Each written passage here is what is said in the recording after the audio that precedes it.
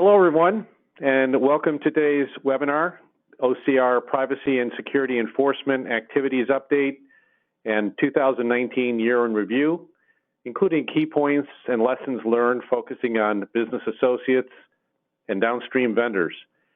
This is being presented by the Office for Civil Rights, OCR, CORL, and EHNAC, the Electronic Healthcare Network Accreditation Commission. My name is Lee Barrett. I'm Executive Director and CEO of EHNAC, and I'll be moderating today's session. We'd like to make today's webinar as interactive as possible. So before we get started, I'd like to go over a couple of items so that everyone knows how to participate.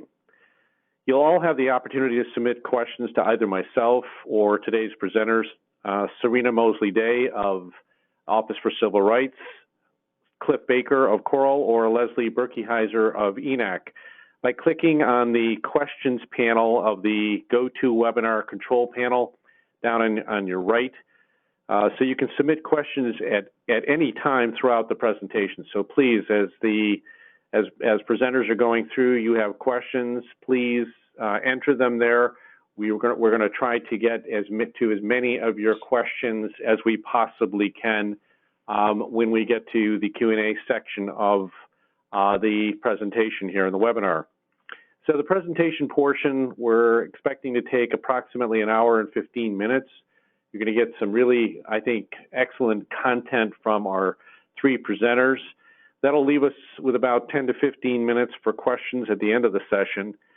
And if we happen to run out of time, we'll again reach out to address any unanswered questions during our post-webinar follow-up. So again, if you have any questions that we haven't had a chance to get to, we will in fact follow up with you on them.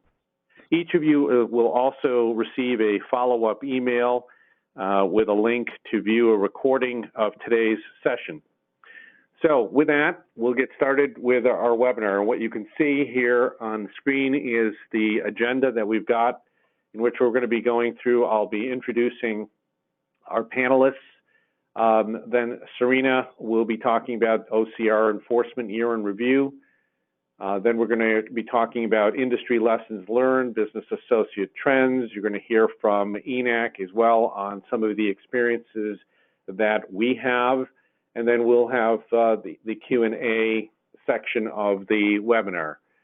So again, I'll try to keep reminding you about typing in any of your questions so that when we get to that Q&A section, we'll go to your questions first. I have some in an effort to seed some of the Q&A if we need to, but first and foremost, we want to get to your questions. The next slide, David. So let me introduce the panelists that we have. And so the first is we have Cliff Baker, who is CEO of CORL Technologies. Cliff has spent over 20 years in the information protection profession in the healthcare industry. In his dedication to the industry and passion to tackle many of its most challenging risks, Cliff has created solutions that are leveraged and used by organizations across the nation. He is the founder and CEO of two successful companies, CORL Technologies and Methodology Services, that provide information protection services to healthcare organizations, including many of the nation's leading provider, payer, and business associate organizations. Cliff also led the creation of the HITRUST framework, which is the most broadly adopted healthcare security standard in the industry. He started his career with PricewaterhouseCoopers. He and I both are alumni there, where he established and led the firm's first dedicated healthcare security practice. You wanted me to check down? Next, we have Serena Mosley-Day, who is the Senior Advisor for HIPAA Compliance and Enforcement for the Office for Civil Rights, or OCR, the Department of Health and Human Services.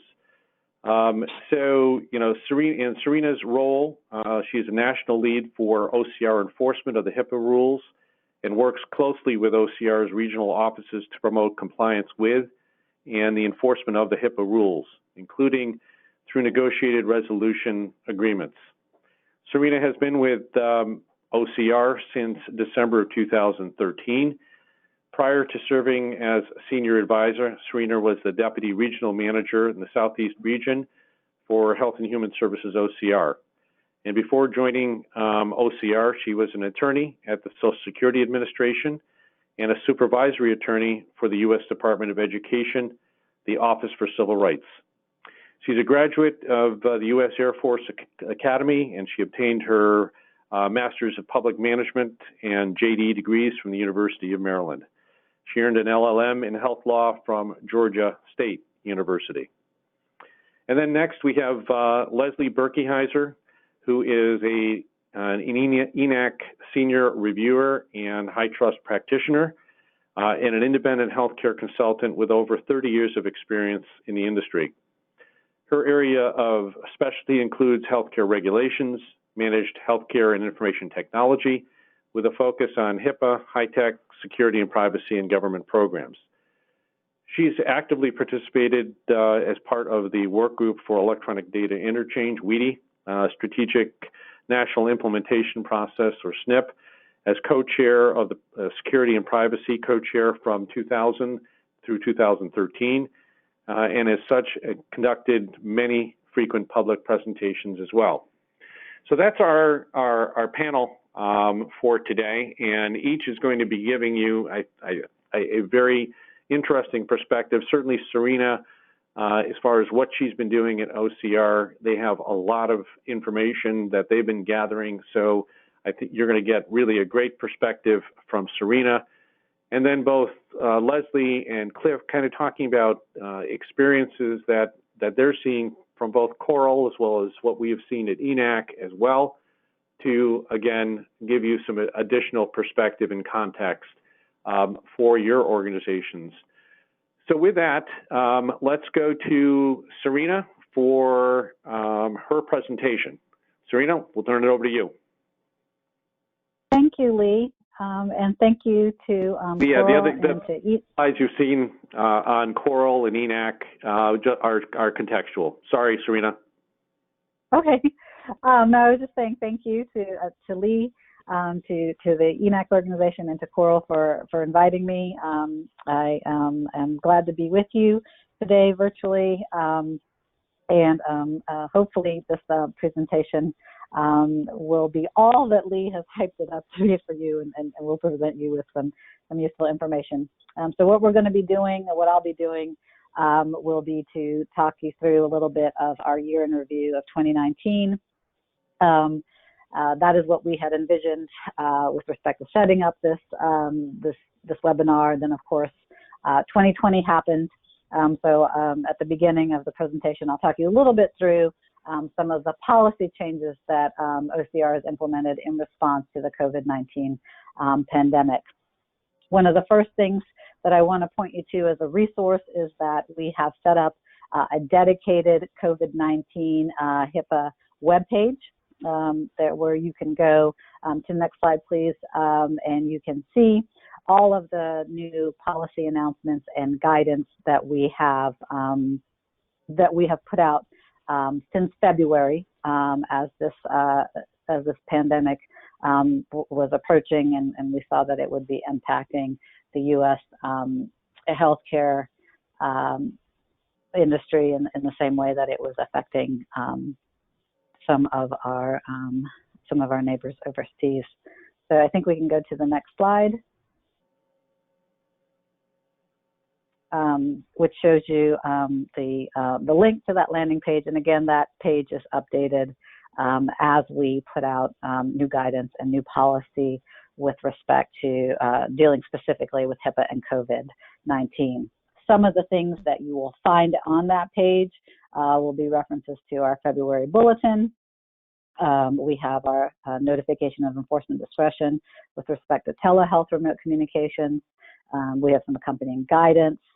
We also have a notification of enforcement discretion with respect to uses and disclosures of PHI by business associates.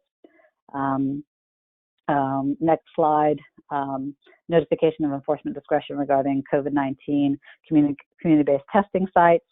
And then most recently on May 5th, we put out guidance with respect to healthcare providers and restrictions on media access to PHI regarding individuals at their facilities.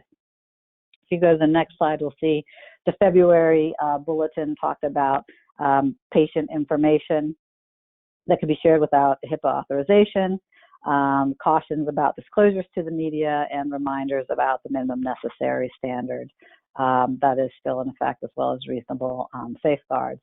On the next slide, I will talk a lot about the notification of enforcement discretion with respect to telehealth remote communications.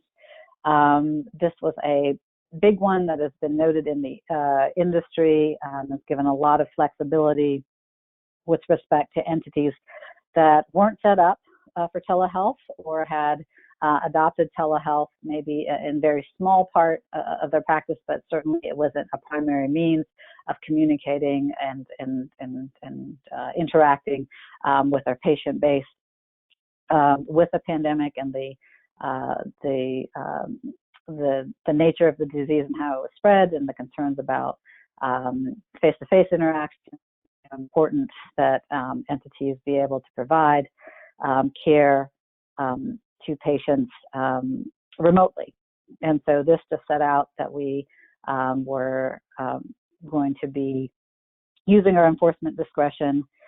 It applies to all telehealth providers, so it's not just limited to the diagnosis of treatment of COVID-19.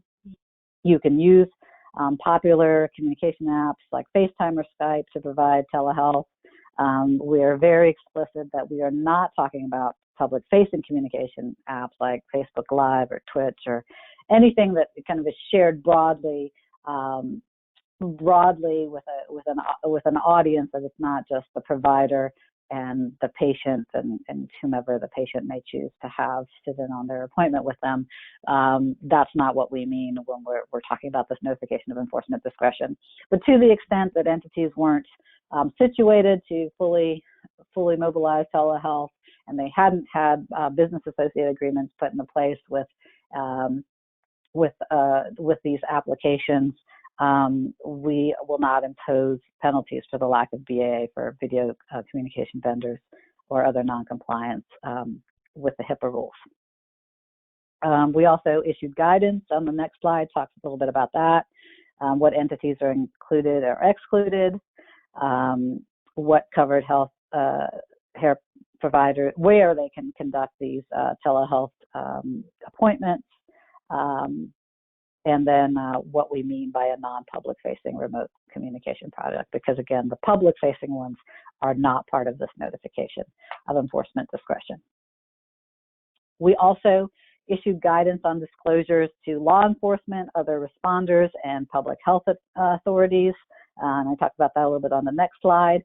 We identify the existing permissions and provide examples of when covered entities may disclose PHI about individuals without their authorization.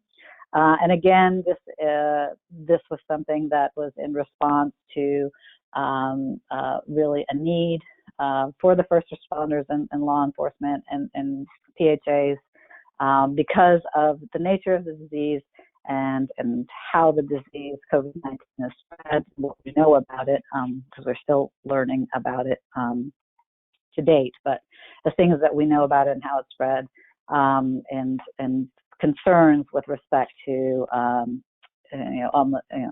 unwittingly being exposed to COVID-19, but also obviously balancing that with the need for an individual's privacy. We also, on the next slide, issued a notification of enforcement discretion regarding business associate uses and disclosures for public health and health oversight. And so we said that we'll not impose HIPAA penalties against covered health care providers or their business associates for good faith uses and disclosures of PHI for public health and health oversight activities. So this is something that covered entities could do already in terms of sharing this information with public health authorities and oversight agencies and state and local health departments. but it wasn't something that under the rules business associates were permitted to do directly with those entities. And so again, the need for information with respect to the spread of COVID-19 and for the public health authorities and health oversight to be able to respond appropriately, removing one step in the process of getting that information to the entity to the entities we felt was important. Also, recognizing that a lot of times business associates, especially the larger business associates, may have more information, and it may be more efficient to transfer large chunks of that information to the public health authorities and health oversight agencies than to do it on a covered entity basis. We also issued a notification of enforcement discretion regarding community-based testing sites. These are the sites. What we mean by this are ones that are set up specifically for COVID-19. They're either the drive-through ones in the church parking lots. I think everyone's seen them on the news. They may be outside of normal brick and mortar healthcare providers, but they're doing their testing off-site for exposure reasons, for efficiency reasons, and for other things. So there's tents outside, again, usually in parking lots. In my community, we have one that's set up next to our local library, and you just walk up and get tested. And so there's different locations for this, but the notification of enforcement discretion makes it clear that that this is only for these community-based testing sites, these mobile sites. It's not with respect to, say, if a pharmacy has a mobile testing site in their parking lot, then this is only with respect to the testing site. It is not with respect to what is going on in the pharmacy, and it doesn't mean that everything is directly adjacent to the usual facilities. It doesn't mean that they are suspended, for everything on property. Guidance on media and film crew is the latest on the next slide policy documents that we've issued. It's actually a reissuance of guidance that we had previously issued, I believe, in 2016. And so it just reminds covered healthcare providers that the public health emergency does not alter the HIPAA privacy restrictions on disclosures of PHI to the media. And it really, if we can go to the next slide, it really emphasizes, and this is something that I feel is very important, and this has been kind of attenuated and accentuated by this particular response. It is not that you have to get authorizations after you expose the media to the patients. If we can go to the next slide. And it is not enough to pixelate or otherwise alter the patient's faces or the authorizations before you air the footage or before you print the photographs that you've taken of the patient in a healthcare setting. And the reason that I say it's more stark in this case is because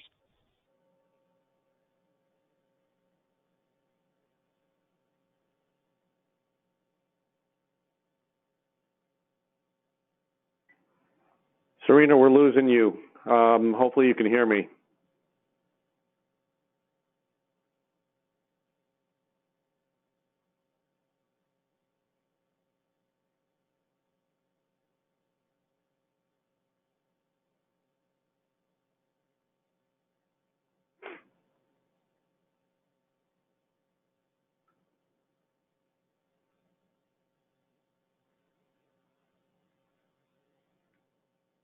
Serena, can you hear me?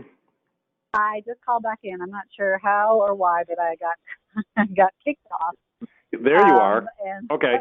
So I'm sorry. I'll go back to the beginning of the slide on guidance on media because I'm not sure where you lost me.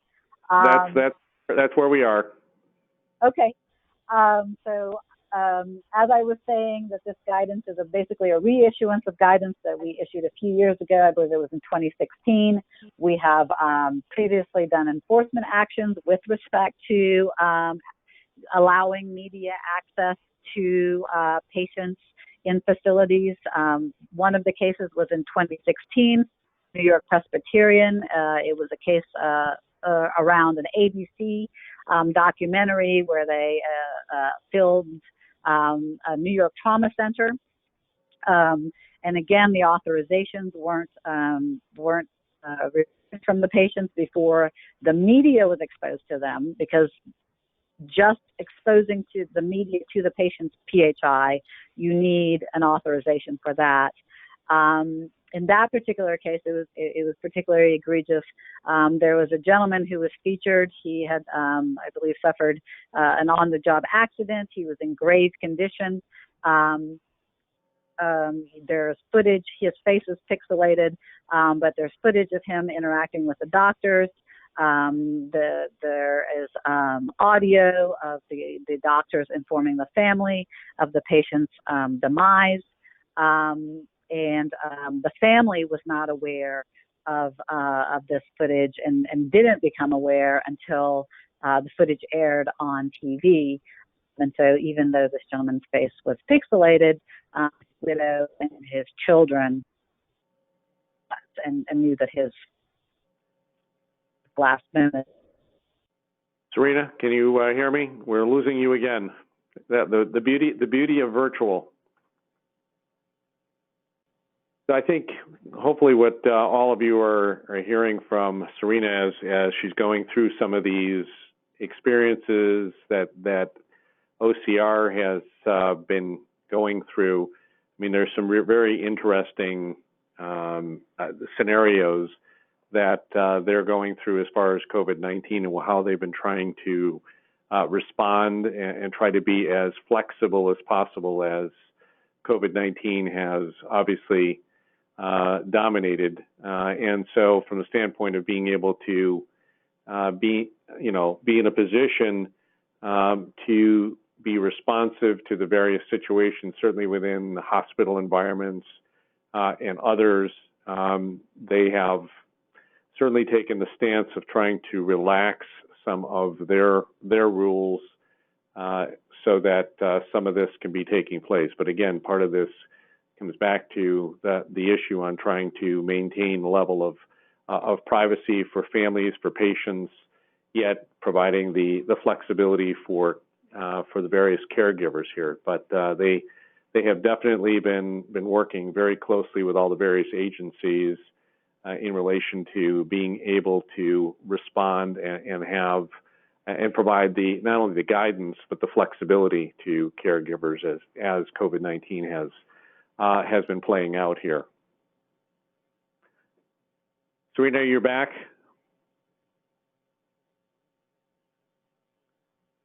Okay, maybe what we'll do, David, is while we're hopefully getting Serena back, why don't we go to Lesley? Why don't we go to your presentation to kind of take us through, and then when Serena does come back, we'll go back to her presentation, if that's okay with you. Absolutely. Thank you, Lee. Hello, everybody. This is Lesley Berkeyheiser. And as David is moving to my slides, as a reviewer with EHNAC and a high trust practitioner, I get the opportunity often to work with HIPAA high-tech covered entities, business associates, and those who are not subject to the rules but are interested in them. So today's presentation allows me to dive a little bit deeper than where Serena's going to go when she comes back on. And I'm going to talk a little bit about some of the available tools and some of the lessons learned across privacy security specific to business associates, but all under this umbrella of enforcement activities. So first, in doing the work that we do at EHNAC, I often work with organizations specific to privacy security, and they'll ask questions. Well, how do you know this? Where can I point to somebody about it? And so I'm going to start by going through those. And some of the great work that OCR does make public and available to us includes the corrective action plans and civil monetary penalties that they publish as they go through their enforcement activities. And from that, there's great lessons to be learned. So I'll cover some of those, also specific to business associates. Hopefully by that point, Serena will be ready to come back on. So David, please go ahead to the next slide. This is really just a snapshot of the regs. So first and foremost, everybody, we need to know the rules. Lee had mentioned that I worked with the Work Group for Electronic Data Interchange as one of the national co-chairs for privacy and security for a number of years. And early on in HIPAA, we all would say, well, we really don't know. The rules are here, the rules are clear, but there's a lot of specificity that has not occurred yet. And in fact, you'll see in this slide, which happens to be just a screenshot of one page of the combined text that's on the OCR website, but I've highlighted the word reasonable. And across that combined regulatory text, so privacy, security, high tech, the omnibus along with it, you see the word reasonable almost 75 times, 74 or 75 times. And the way we are learning what reasonable means is being published and made available to us as the industry by OCR in a number of different ways. And I'm going to show some of those tools to you. Go ahead to the next page, please, David. I'm sure all of you know, some people refer to this breach reporting OCR portal as the wall of shame. Clearly, it is a place with a lot of really interesting information. And this is just a screenshot of what came up in a Google search a few days ago. But obviously, if you didn't know, you can go out to the portal within the OCR website and you can do different searches. There are advanced options where you can search based on the types of entities or the types of breaches or the location, et cetera. So it's a really important place to go. And I'm speaking to everyone here as if you are in the industry. Maybe you are a compliance person or you're trying to convince the senior level resources that you need to purchase encryption software or whatever it is you're trying to push. Go to some of these tools to be able to show where the lessons learned are and where the best practices are now. David, you can go ahead to the next slide. This is the OCR FAQs. These are the frequently asked questions. Oftentimes people will say to me, I'm in a nursing home and I'm trying to share data with somebody else and I'm not sure if I can, and we'll talk through what the purpose is. I'll help them go out here and find an FAQ that is in writing and then is also able to provide them with the clarity they're looking for. So again, another great place for a rule. Next slide. I want to allow plenty of time for Serena. It looks like she's coming back, so we'll go right back to her as soon as I go through a few more slides. This is the enforcement notices section. So this is again, the Office for Civil Rights website. On the left-hand side under HIPAA for Professionals, you can see where I expanded compliance and enforcement. There is tremendous information in this section. So in the resolution agreements and case examples, you can spend a lot of time trying to understand what's happened to others. I'm going to share a few of those stories and lessons learned as we go further. But what you could do if you're interested in trying to make sure that your company, your organization's privacy security stance is where it is supposed to be today, is continue to stay up to date with these various features of the OCR website. Now today, EHNAC has done some of the work for you. We went to the 2019 enforcement examples and actual organizations that have been processed through the enforcement activities that have had corrective action plans and civil monetary penalties. There are 11 of them across the calendar year of 2019, and we basically downloaded all the detail. The documents can be 2 or 3 or 10 pages long, and you times 11, and basically have gone through and pulled the most important things for you. So I will show you where you can get this matrix. If you go to the next slide, David, this is a quick snapshot of what the matrix I'm speaking about and sharing some of these stories with you looks like. You may download it at no cost. And it's a really great way, again, if you're trying to say, we've needed encryption all along, or we need to implement this, or we don't have enough of our handle on our business associate agreements. Whatever your compliance concern is internally, you can probably find an example, a recent example of an organization that has done something wrong, has been processed through the enforcement, probably paid a fine, and then has to do things, recommendations, common themes, or what we're calling HIPAA ahas, things that they have to do that we can learn from. So that's what we're going to learn from there. So next slide, David. There were 5 themes that jumped out to me. There are other themes. When Serena comes back online, she'll be talking about some of the themes they're seeing as well across enforcement. But these are some that were important to the work that we do. And so number one, it's know your data. We are seeing consistently in these corrective action plans that OCR is saying, not only do you have to do that risk analysis for HIPAA security, but you need to expand it. So it's not just electronic PHI, it's PHI in any form. It's PHI that you create, you receive, you maintain, you transmit. And then they're often saying it's enterprise-wide. And you should know where that PHI is, even across your inventory, whether that's hardware and software inventory. So know your data, number one. Training timeframes. That was a second key factor that kind of jumped out at us, because in the initial regulations, they would often use the word, well, train in a reasonable period of time. Well, now we're starting to see in these corrective action plans, they'll say, train your workforce within 14 days or within 30 days, or don't provide any access to PHI until you train. So we're starting to see some best practices. So I encourage you to take a look at those corrective action plan statements. We're going to talk in more detail about policies and procedures specific to downstream business associates. And then, of course, the 2 other themes that just are consistently stay on top of everybody's mind. Continue to make sure that your workforce know whenever anything goes wrong. It could be a possible breach. They need to be reporting it. It needs to be identified. It needs to be analyzed. It needs to be mitigated and possibly reported. And then lastly, risk management. That's an ongoing basis. We started with know your data. Well, you do that as part of your initial risk analysis. Risk management means you use this dynamically as a way to make ongoing decisions. Next slide, please, David. This particular slide, and again, OCR just continues to give us these wonderful different ways of communication. And this one was a guidance document provided in June of last year regarding the direct liability of business associates. And I put a note here, this is the question of the decade. Well, the decade meaning 2010 to 2020.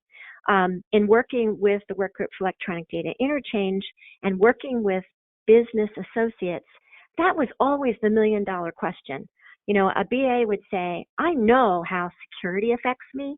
I know I have to go through the entire rule and figure out how I have to deal with it, but I can't quite figure out how much of privacy I'm supposed to handle. So I encourage you to access these documents, specifically look this one up, especially if you're a business associate. It does a couple of key things that spoke to us. Number one, you notice at the bottom of this document, it says impermissible uses and disclosures of PHI, that you as a business associate are directly liable for HIPAA violations related to that. Well, that tells me that you better know what your uses and disclosures of PHI are first before you can prevent having impermissible uses and disclosures. So that was one that jumped out. And then on the next page, David, just a few other key points of this particular guidance. The first bullet is really talking about individual rights.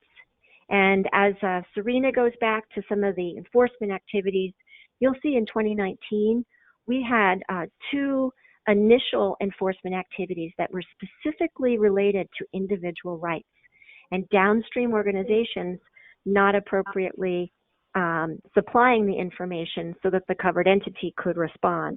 So that first bullet is saying if you're a business associate and you handle PHI, and don't forget we get into the gory details here of privacy, a designated record set, you're probably doing this on behalf of the covered entity and you might be responding to requests to access, amendment, restriction, etc.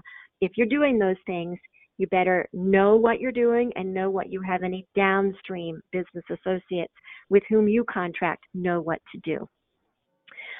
Last point here, don't forget as well, even if you are a business associate yourself, so you're contracting up to a covered entity and down to a subcontractor. And I think when Cliff Baker talks, he's going to talk some more about that relationship. When that occurs, don't forget, you need to make sure that downstream business associates are agreeing to the same things you're agreeing to upstream to your covered entity. Next slide, please. I have 3 quick examples. When you look at the 2019 matrix, and these are basically stories that something went wrong. The first was West Georgia Ambulance Company. This organization in 2013 must have been on a service call, and they had a laptop that was unencrypted on the back bumper of the ambulance that fell off when they took off, and it was not recovered. As a result, over a few years, they had to get a corrective action plan in place. They had to pay a $65,000 fine, and listen to this within their corrective action plan. Policies and procedures have to be revised and implemented for privacy, security, and breach, but specifically to address business associates. So one of the themes we're starting to really see is OCR push this concept of, as you contract downstream, covered entity to BA, BA to BA, make sure all these things are in place.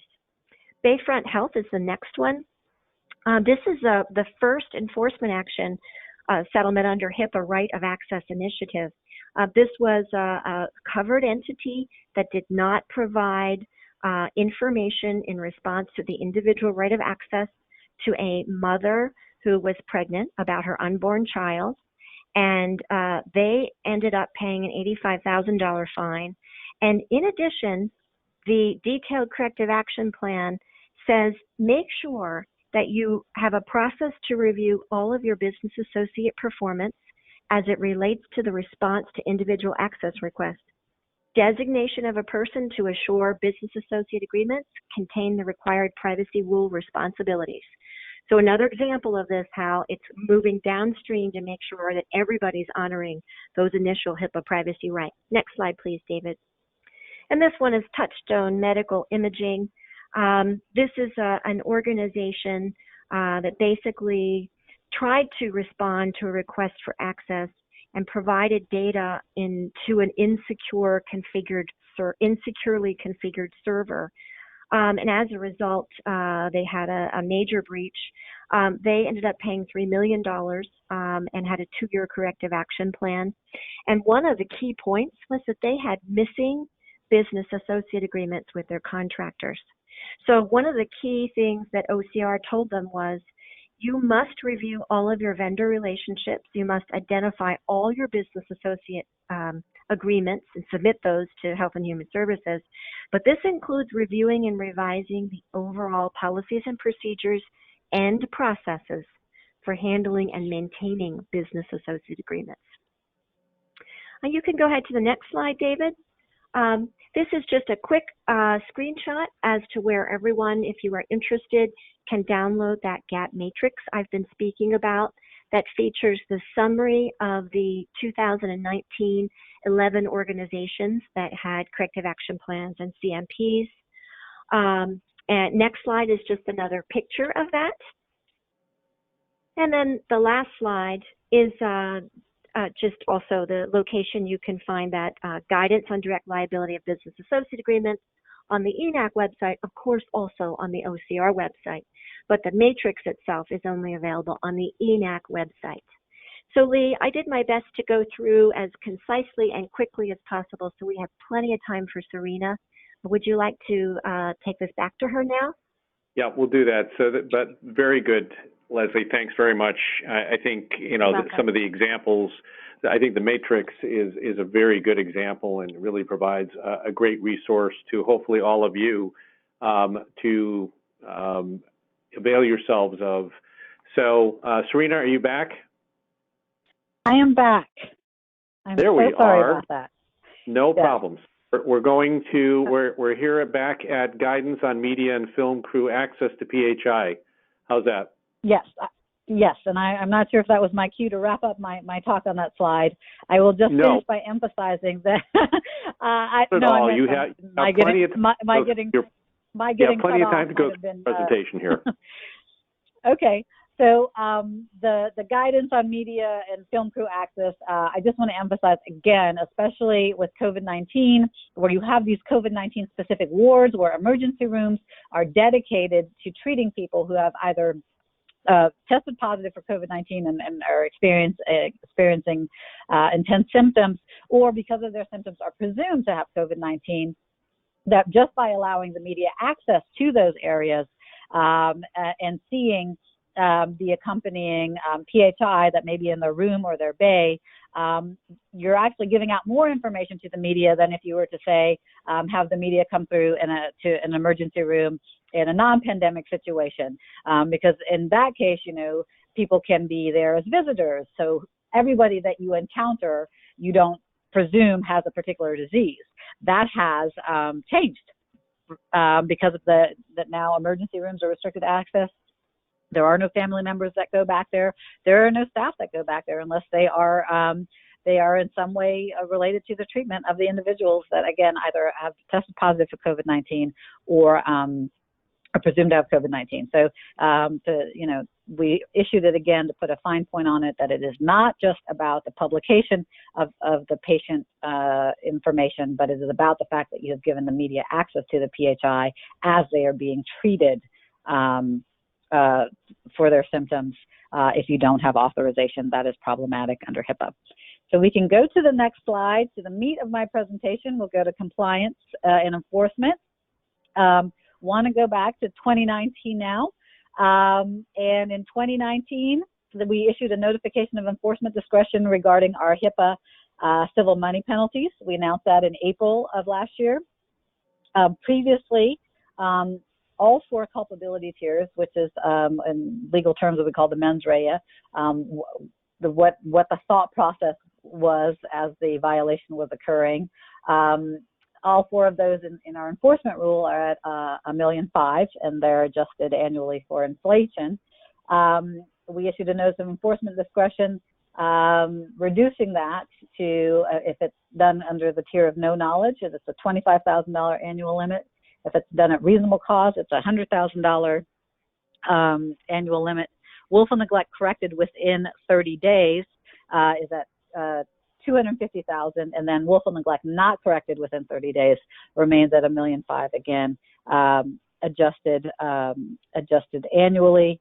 And if you go to the next slide, you'll see that currently that $1.5 million adjusted to an annual inflation rate is at $1,785,651 for everything that occurred after November 3rd, 2015. Anything that occurred before then is not subject to the inflation. So sometimes the math gets a little bit complicated. I am looking very forward to November 3rd, 2021, because OCR has a 6-year statute of limitations. And so at that point, we will no longer need to be doing complicated math with 2 sets of figures if the violations go back the full 6-year look-back period. On the next slide, it talks a little bit about the breach notification requirements. Covered entities have to notify affected individuals, HHS, and in some cases, the media. Business associates have to notify their covered entities of the breach. It may be the case, it often is the case, that to the extent that a business associate suffers a breach of the covered entities PHI, that it will be in the business associate agreement or some other contract that they will take on that responsibility. If the business associate agrees to handle that notification for the covered entity.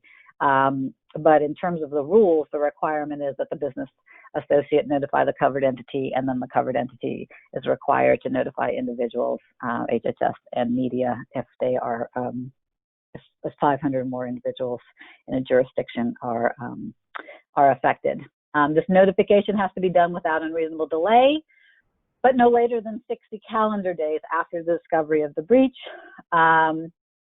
And for the reporting of the breach to HHS can be done 60 days after the end of the calendar year so that you can do it in batches or whatever is most efficient for your entity. But I do want to point out that it is without unreasonable delay. That is the standard, and no later than 60 days is the outside for breaches 500 or more. Some entities are kind of trying to prolong that, and they will say they have a security incident on a certain date, but then they're not sure if it's a breach, so then they have to hire a forensics IT team to see what happened, and then it takes them a couple weeks to contract, and then it takes the forensic IT team a couple of months to come up with a report, and then, before you know it, we're 4 or 5 or 6 months down the line from the incident.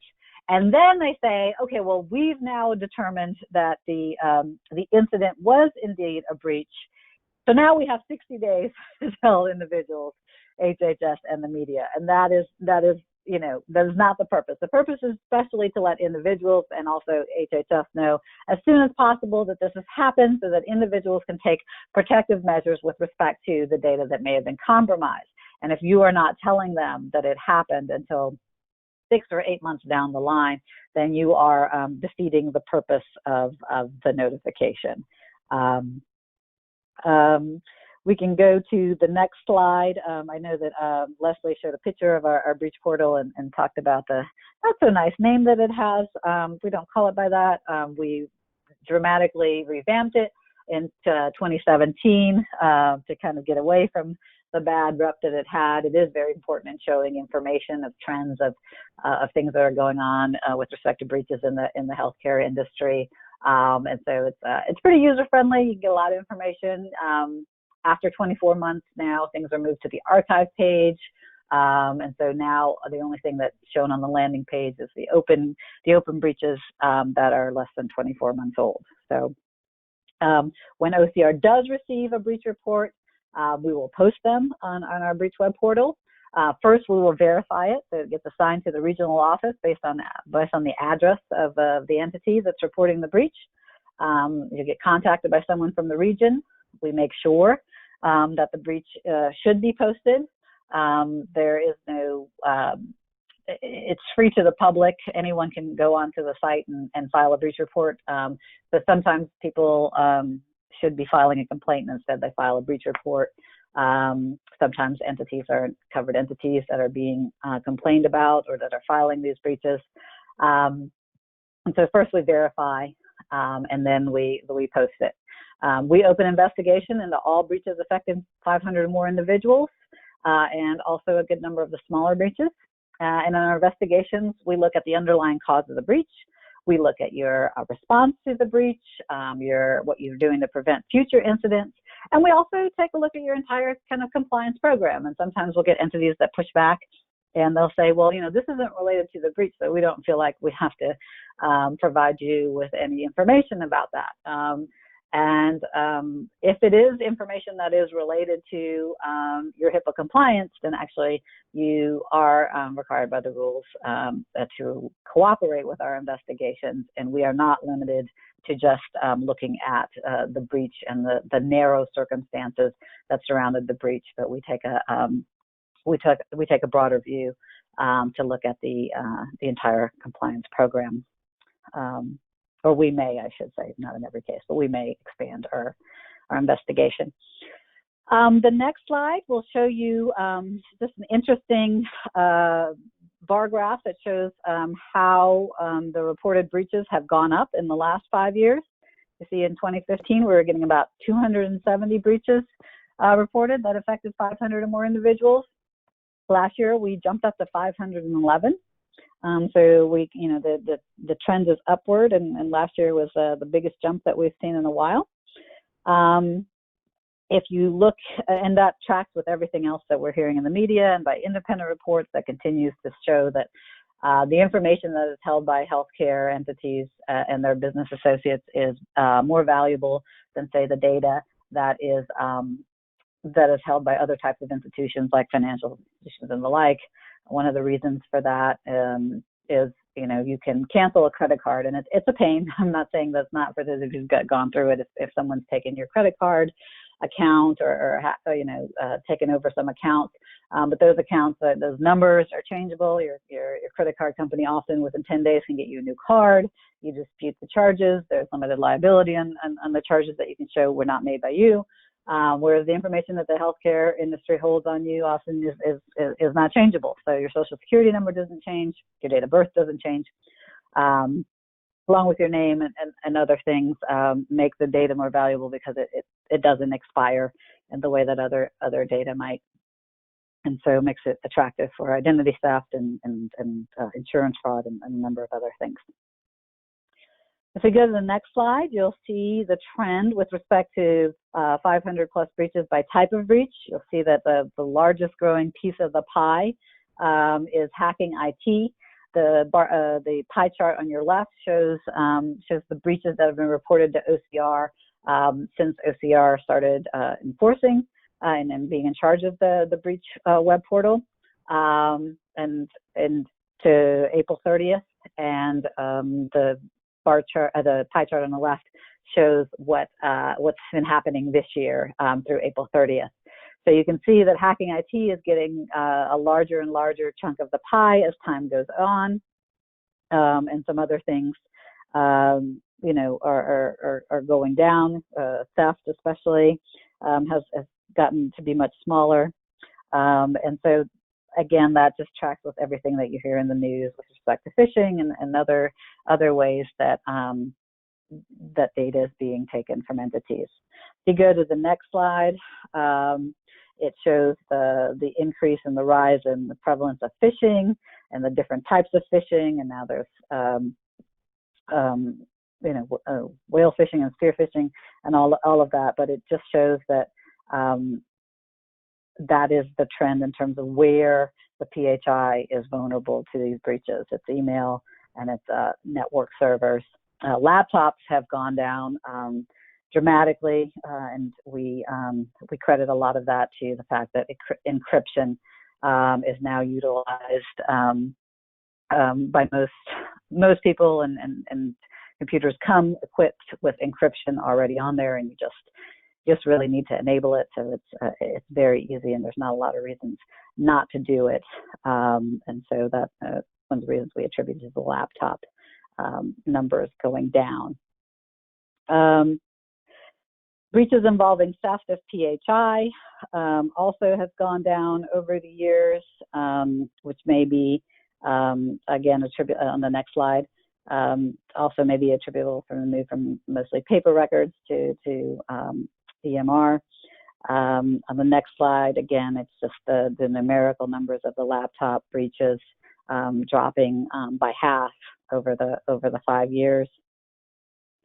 In the following slides, we'll look at hacking and IT incidents, and you can also see where ransomware has really gained in prevalence from 2015, where we only had 2 incidents that related to ransomware, to 2019, where we're up to 55. For a lot of our ePHI issues, for some reason, 2018 is a little bit of an outlier in terms of the trends, and we haven't really figured out why that is yet. But in this one, you can see that ransomware drops a little bit in 2018 after rising in 2017.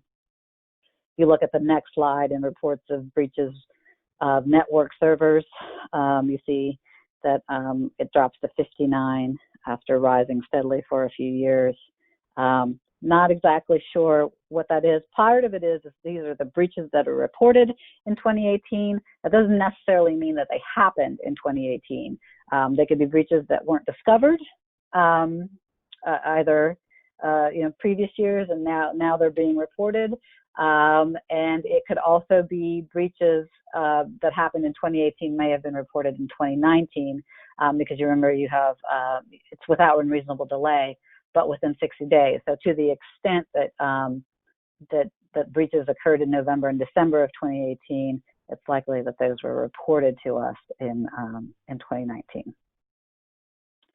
The next slide again just shows the dramatic increase in email accounts that were the cause of breaches, from 37 5 years ago to 201 in 2019.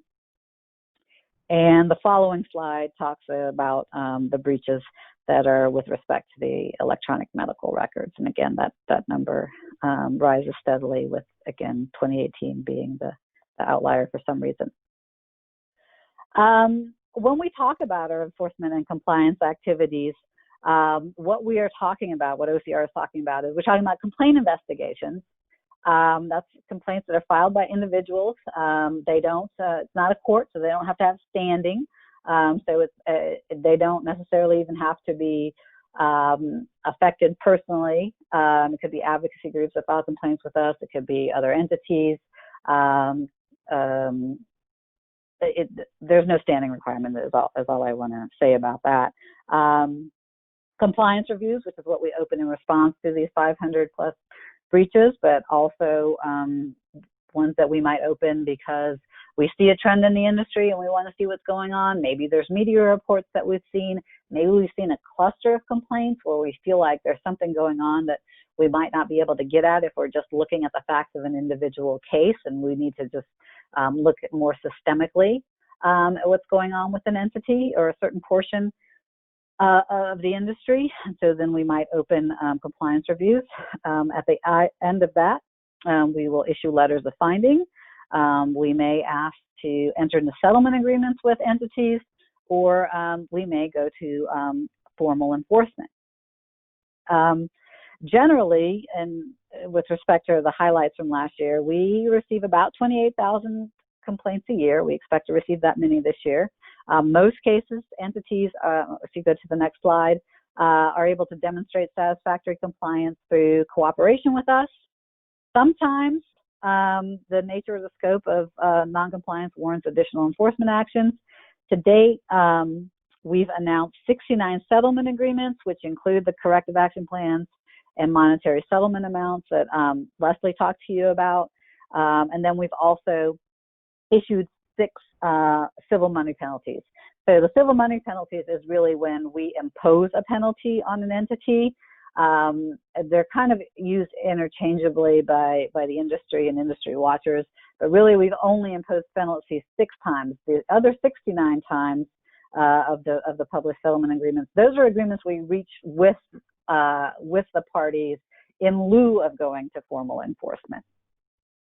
What we see on the next slide with respect to not only those settlement agreements and the cases where we issued CMPs, but also where we may ask the entity to take corrective actions or offer technical assistance, what we see with respect to compliance is a failure to have business associate agreements, a failure to conduct a proper risk analysis, failure to manage risks that they identified, like encryption. So they say that encryption is the best way to protect their EPHI on mobile devices and other devices, but then they don't implement it.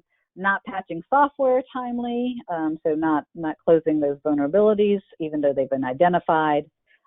Insufficient data backup and contingency planning. Again, that comes up a lot with respect to ransomware, right? Because if someone says, well, we've got your primary set of records and we're holding it for ransom, if you have a backup that only happened a few days ago, then it's not as critical with respect to the impact on your operations as it is if you haven't backed up in the year and a half. And then the individual right of access, which we announced a right of access initiative. The director did last February because these are complaints that we continue to get. They rank among the highest in terms of the topic of the complaints. These are one of the highest number of complaints that we get. We've tried training with industry. We have tried outreach. We have done training that's available for free, where continuing education credits are available with Medscape, and yet we don't seem to be making a dent in the number of complaints that we get. So now we're moving to this enforcement initiative, really in an attempt to get the industry to really take this seriously, because it's a key component of the HIPAA rules. So if you look at 2019 with respect to enforcement actions, one of the things that I do that's a little bit different than some of the other slides, even that you might see from my colleagues at OCR, is I note how OCR got the case. because there is this concept, I think, out in the regulated community that it's only important if OCR is investigating you with respect to a breach that affected 500 or more individuals. And if it's not, then, you know, we just don't really have to respond to you. We don't have to take you seriously. Something that I experienced while I was in the region, and also anecdotally from my colleagues in other regions, where it's just not taken seriously and responded to in the same manner. And so if you note that there are 2 instances where OCR initiated investigations or compliance reviews, there are 5 instances where it's in response to a breach report that was filed, and there were 4 that were in a response to an OCR complaint. And so in terms of what's going to be high impact cases that we will take to settlement or formal enforcement, you really can't gauge it off of, oh, it didn't come in as X type of case, so they won't take it seriously. We've also announced on the next slide, you'll see that we announced in 2020 a settlement with Dr. Porter. This came in through a breach report, but it had a little bit of a twist because the breach report was actually filed by Dr. Porter's organization, and they were filing against a business associate that they said wouldn't give back their data at the end of the contract.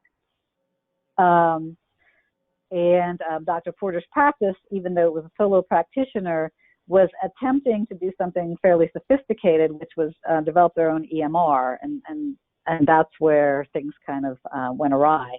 And so they didn't have technical assistance. Didn't have risk analysis. We tried multiple attempts at technical assistance regarding the risk analysis and the risk management plan, and it just wasn't fruitful. So we ended up settling this for $100,000, and they entered into a 2-year corrective action plan with respect to their business associate agreements, their policies and procedures, and their security management process, which encompasses risk analysis and risk management, among other things.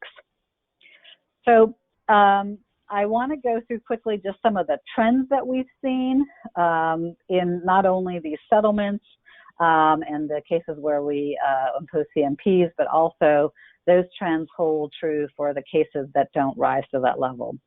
One is, unfortunately, we still see a lot of cases with respect to impermissible disclosure and safeguards, not taking the proper steps to guard against impermissible disclosures and having in place appropriate administrative, technical, and physical safeguards to protect against uses and disclosures that aren't permitted under the privacy rules.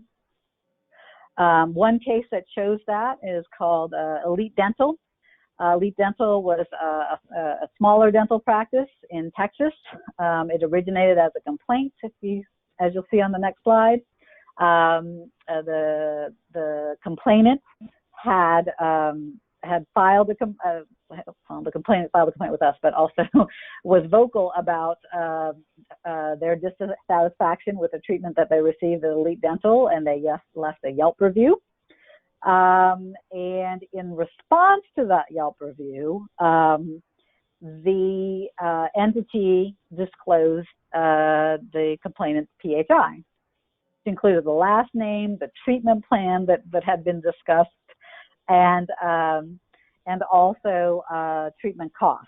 And so we looked on their Yelp review page, and we saw that this had been done multiple times. They didn't have policies and procedures around this. They also had defective MPPs. So we settled that for $10,000 and a 2-year corrective action plan. Another trend and pattern that we see is lackluster responses to security incidents. One of those cases is the one that you saw that Lesley covered briefly. This was touchstone medical imaging. This one still gets me in terms of their response to us.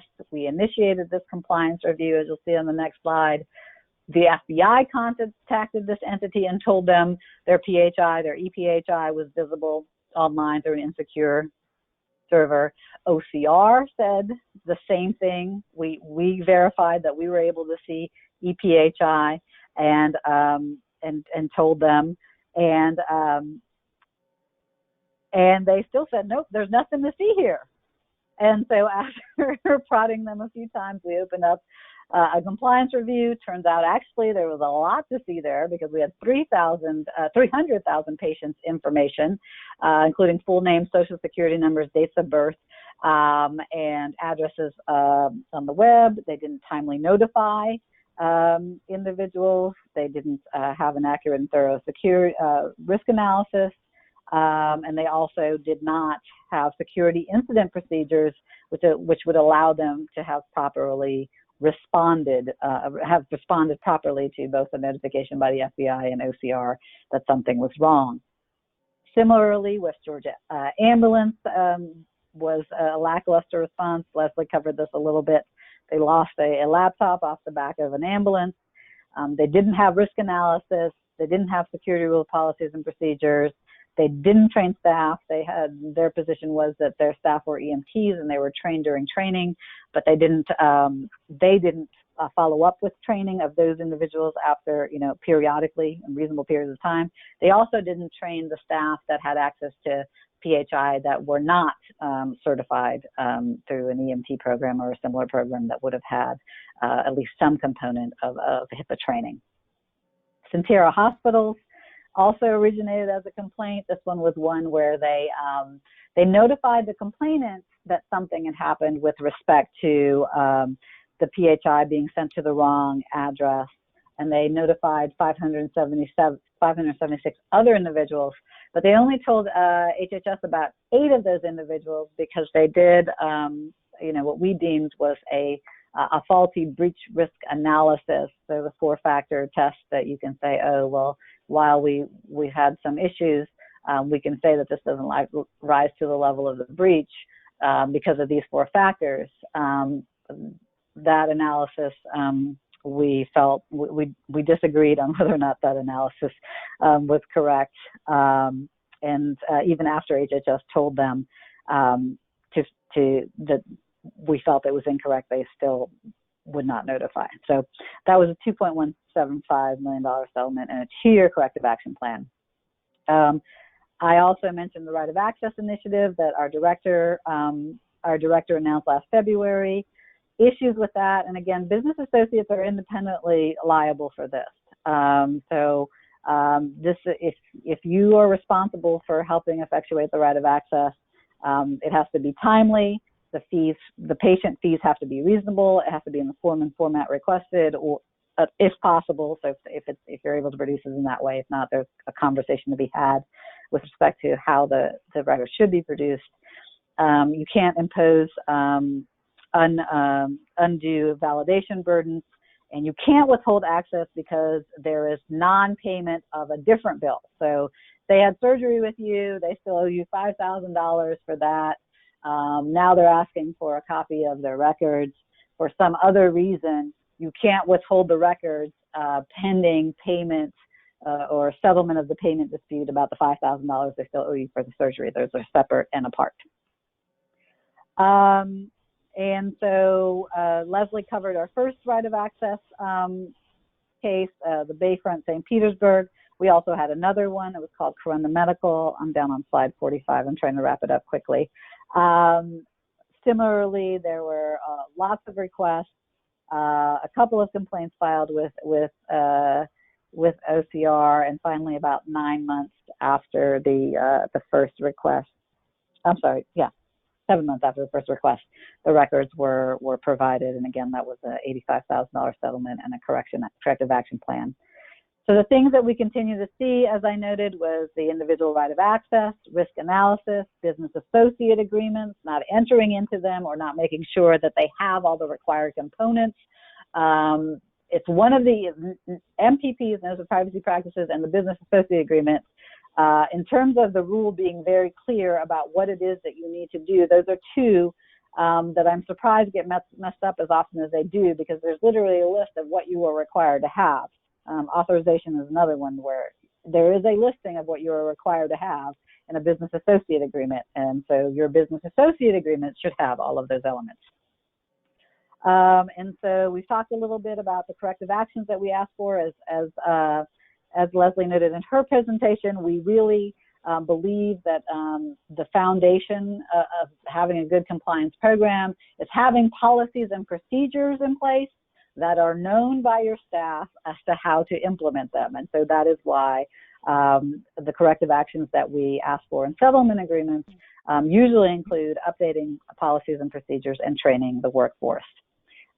We do have some tools to help you with that. We have a security risk analysis tool, which is a way to help walk entities through the process of conducting a risk analysis. The tool in and of itself is a checklist and therefore is not a risk analysis, but it identifies the areas in which you need to look to properly build out your risk analysis.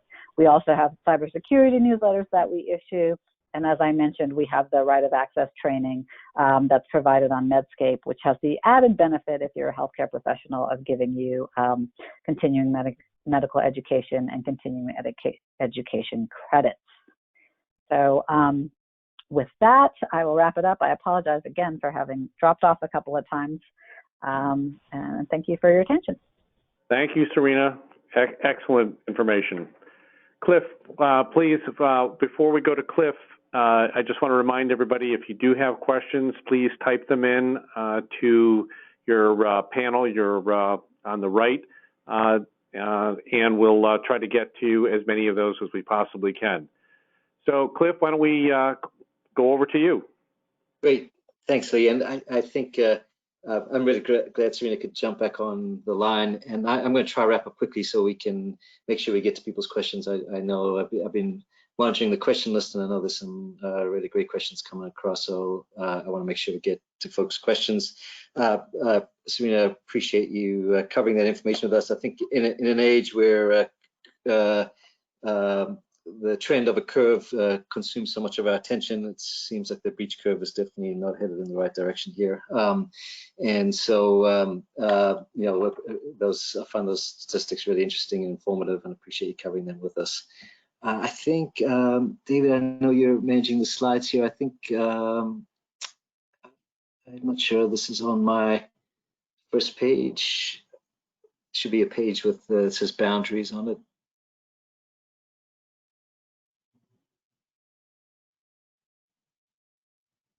Ah, there we go. Okay, great.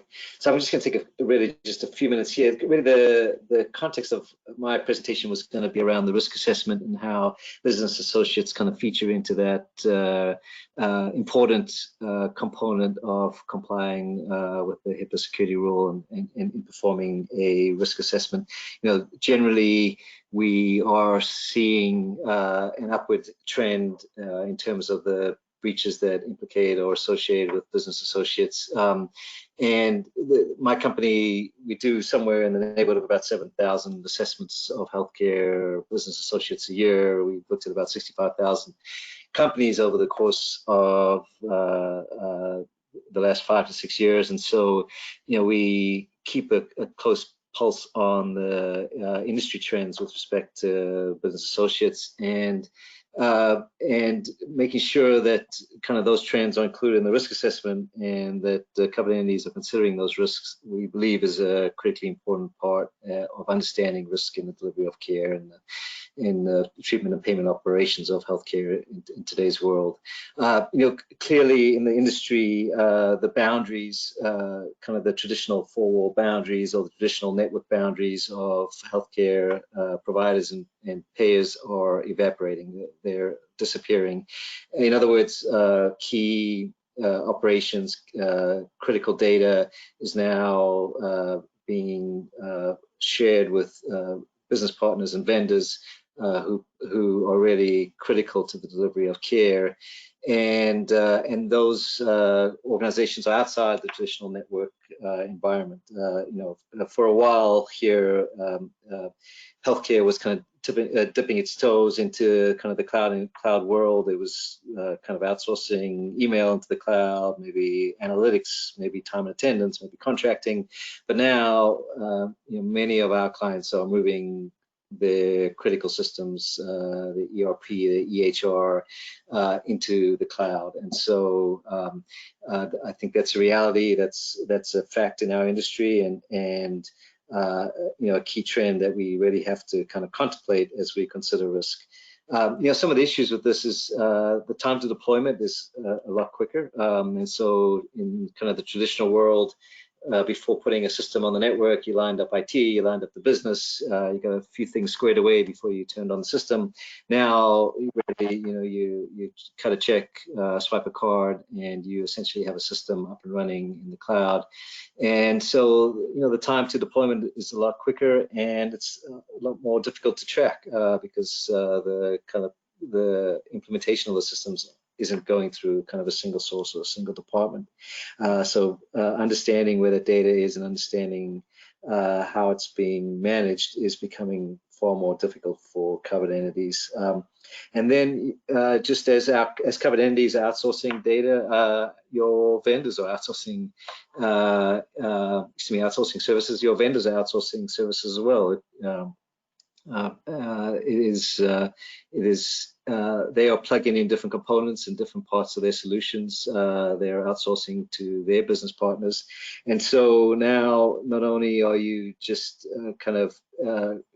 have concern and risk around the organization you just contracted with, but it's also really, really important, and Lesley mentioned this as well, understanding the downstream vendors, the components, the pieces and parts of the solution that you contract for, which companies do they come from, and how those downstream organizations managing their security and reducing your risk. Next slide, please. A concept, and you'll hear this consistently from OCR, is making sure you understand where your data flows. And so, we have a concept called data supply chain. Supply chain management is really kind of the management of the flow of goods and services. We consider data supply chain kind of understanding and managing the flow of data inside and outside of the organization, particularly it's so critical to the delivery of care. You need to know, where the data is going, and you need to be thinking about not particularly kind of in the age of COVID-19, not will the vendor survive and be able to provide the service, but how do I make sure that every piece, every technology between that vendor and my critical stakeholders, my clinicians and physicians, operates reliably, and so I not only can process the data, but I can get the data to those individuals so they can perform their duties and make critical decisions. For example, I can know that a lab is going to run a test and supply results. Really, what's critical though is, can I make sure that those results get to that physician, and the physician can make those important decisions in a timely manner, and getting that data to that physician may require, maybe dependent on vendors in between that lab provider and the HR system.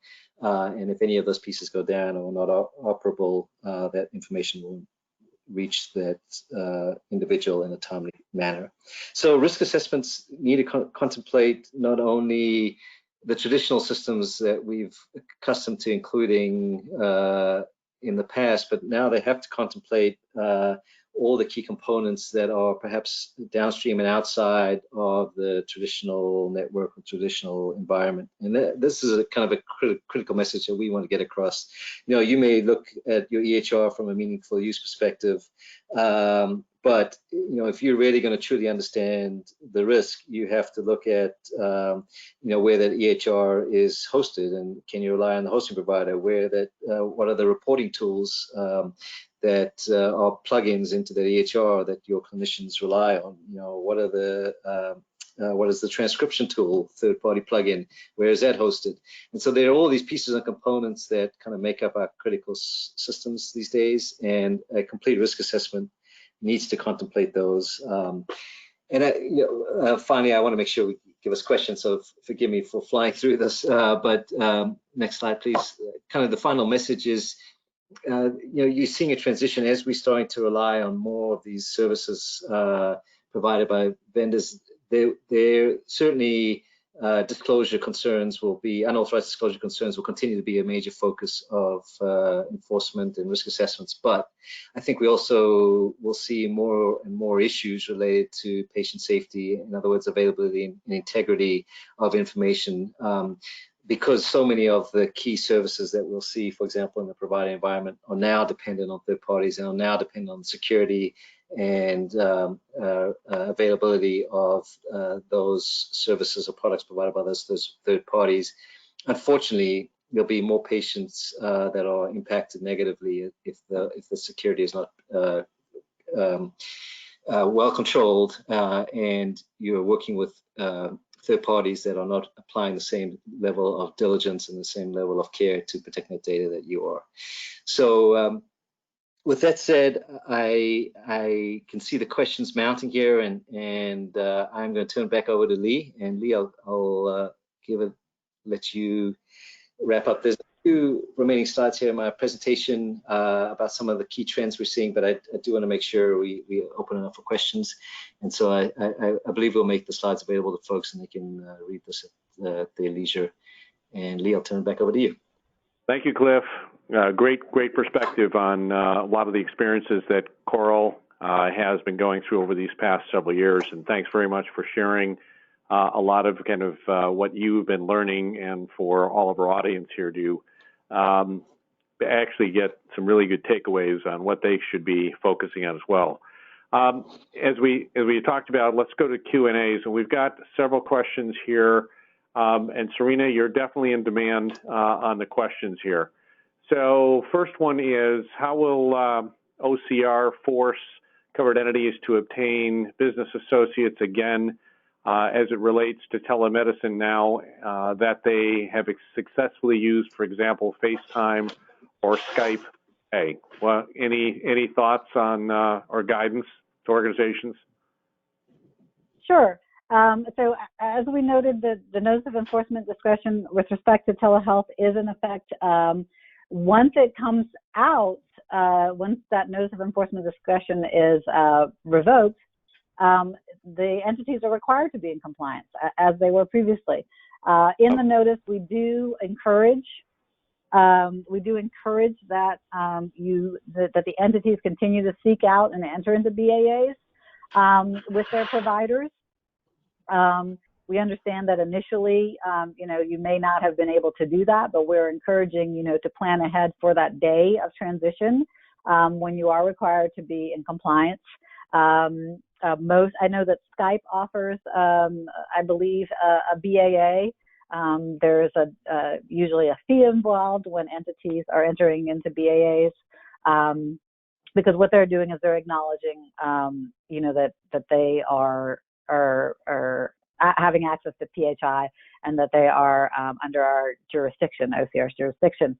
I do want to point out, though, that sometimes BAs have the misconception that if they don't sign a BAA, they're not a business associate, which is not true. In that a business associate is defined in the rules, and it's by the actions that you take and the activities that you engage in. And so obviously signing a business associate agreement is proof of the engagement in that activity, but that, refusing to sign one but still doing the activities on behalf of a covered provider or an upstream BA doesn't make you not a BA, if that makes sense. Right. But good. We are encouraging entities to look at that now and to put methods in place to the extent that they want to continue to have expanded telehealth as an option, to make sure that there's proper safeguards in place with respect to that, because again, it's still about the confidentiality of the data that they have, that their patients are sharing with them. And so if you're doing telehealth with respect to therapy or other things, you want to make sure that confidentiality is there, and that's one of the things that the BAAs really work to ensure. And actually be planning for the future, basically, right? When the when things change. The next question had to do with does OCR have any guidance for medical practices that may be setting up tents outside of the practice or the hospital, for example, to pre-screen patients? Any thoughts there as far as what they should be thinking? Sure. We haven't put out any specific guidance around that. I think mainly because practices have been doing it in very different ways. And some of the pre-screening measures, and so you have to look at what you're doing. To the extent that you're collecting PHI that's going to be a part of the individual's designated record set, then obviously the rules still apply, but sometimes there may be pre-screening that you're doing that doesn't necessarily invoke that, right? So if you're not asking the patient's name and you're not linking them up with a record set specifically, and you're not documenting that information, and you're just you have a nurse out and you're just you're doing the touch-free thermometer, and after they register at 98.6 or less, or whatever the threshold is, it might be 103 point less, whatever you set as the threshold as being okay to go in, and there's no discourse and there's no record keeping around that, then maybe you're not entering into the realm of getting PHI.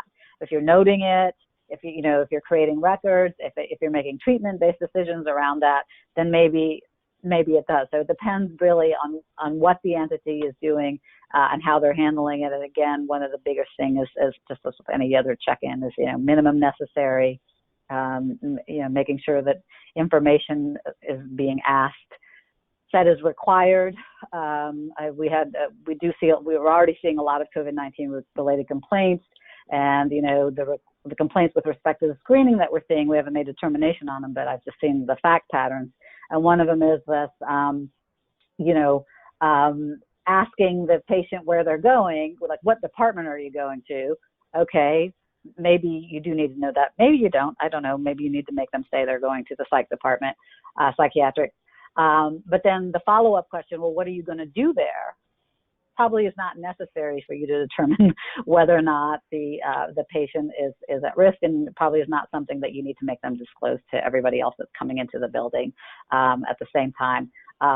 Similarly, we've had complaints with like pharmacies where they, usually there's a window where you talk to the pharmacist, and if it's something embarrassing or that you don't necessarily want all of your neighbors to know about that you're getting a prescription for, you lean over and you whisper it.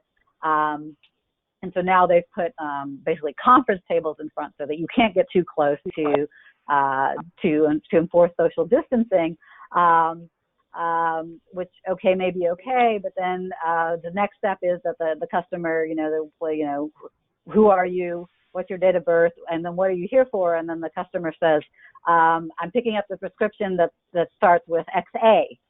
And then the pharmacist repeats, what prescription? It starts with XA, and then the pharmacist yells, "You're here for your Xanax," right? So, right. It's just minimum necessary. But keep while keeping safe in terms of the spread of infection. Think about what you can do to still safeguard that information so that you are saving people from having to disclose things that they don't want to, that they might potentially find embarrassing, or just honestly. You don't have to have a reason why you want to keep your information private. It's yours to keep private. All right, great. So we've got a couple of additional questions that we will, in fact, forward on to Serena and the panel to get answered. And we appreciate the questions that you've been asking, some very good ones. Thank you all as well for participating on the webinar. And I want to thank our panelists, Serena Mosley-Day, as Senior Advisor for HIPAA Compliance and Enforcement for OCR, Cliff Baker as CEO of CORL, Lesley Berkeyheiser from EHNAC. I want to thank all of you for really a terrific panel and some great perspectives. And again, we thank all of you for participating. Please stay safe, and we'll look forward to hopefully talking to you again in the future. If you have any other questions, in the meantime, please send them to us, and we'll try to get them answered and back to you as quickly as possible. And again, the recording it will be populated very shortly, so you'll also be able to have access to that. Thanks again, everybody, and take care.